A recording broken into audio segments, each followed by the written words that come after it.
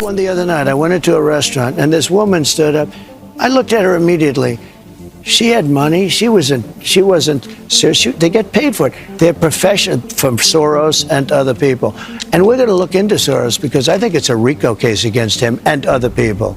Because this is more than like protests. This is real agitation. This is riots on the street. And we're going to look into that. What do we do about our country with that? Because we have radicals on the right. They should all know this. If you thought that my husband's mission was powerful before, you have no idea. You have no idea what you just have unleashed across this entire country. In this world, you have no idea. You have no idea the fire that you have ignited within this wife. The cries of this widow will echo around the world like a battle cry.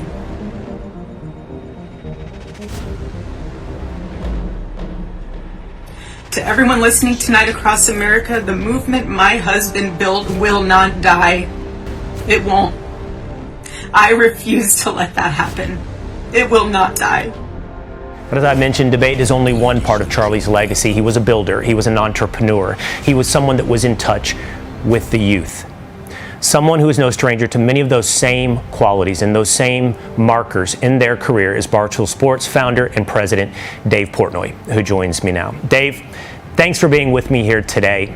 I do think I pay you a great compliment in suggesting that many of the same things Charlie was able to accomplish in this life, you have done in different forms and different degrees there at Barstool. I've seen you active on social media. Now, what would you say about Charlie Kirk? So, you know, the thing about Charlie and why this is so disturbing beyond, and I met him probably about 2 months ago at a conference, and I asked him two questions. A, how do you know so much about so many different things when you do these debates?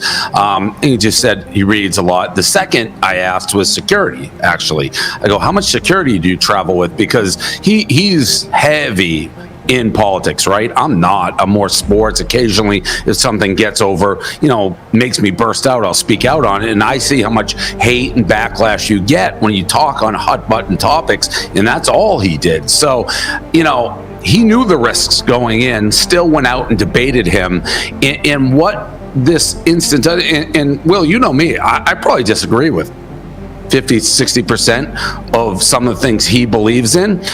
But that's fine. We were able to shake hands, have a debate, and civilly talk about it. And the fact that even now, so many people which you knew somehow seem to be reveling in it and be like, aha, he got what he deserved, is so disgusting.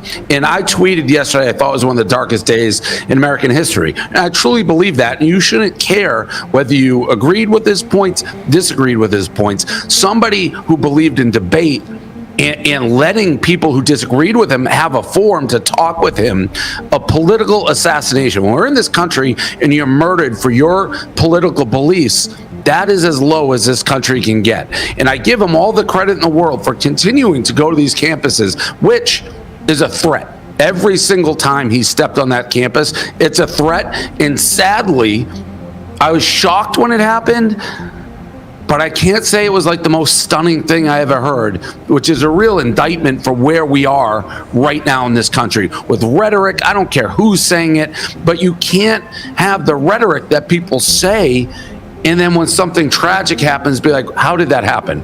We've taken a direct course to get to this point, and he's somebody who, like I said, I didn't agree with a lot of his viewpoints, but I didn't think he was out there trying to be a person. He believed in what he said. He wasn't trying to be a character. He wasn't doing it, I didn't feel like, to build his persona, his company, his brand. He honestly believed it and was willing to discuss and debate it.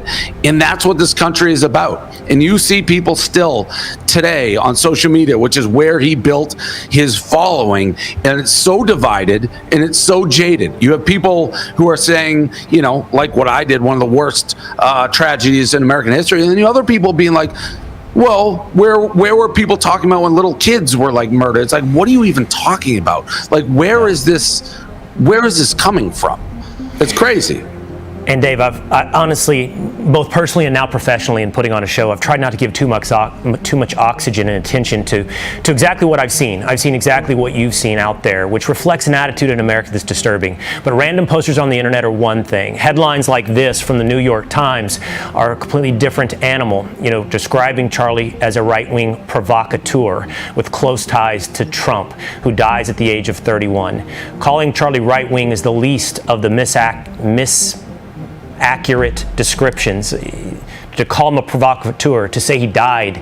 Charlie was murdered. Charlie was assassinated. And Charlie believed, as you said, the things that he spoke of. 2 weeks ago, Dave, I was with you in Columbus, Ohio. And I can tell you this as much as the audience. You've built something in Barstool Sports. Charlie built something in Turning Point USA. When I was there at Columbus, Ohio with you, the two most things I hear about you, Barstool Sports, with these college kids, and people asking if I knew Charlie Kirk and talking about Turning Point. You both have built something that reached young people.